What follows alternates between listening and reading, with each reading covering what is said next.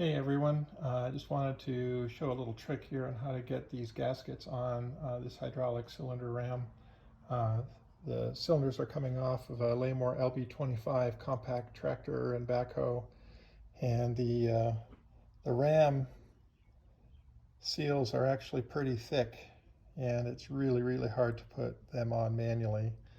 I got one here, and part of the trick is you just put the ram into a block of wood, just hold it there, and then to make them a little bit more pliable, I got the second one here heating in some hot water. This came from our kitchen hot water dispenser, so I'm just letting it loosen up a little bit here.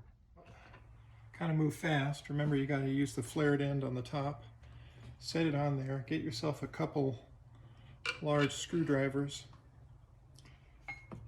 And basically, you just work it around. And switch it around here. That one holds it. It's going to be pretty tight. The second one, you just slip it in there. Grab it around. There you go. Hope that was helpful.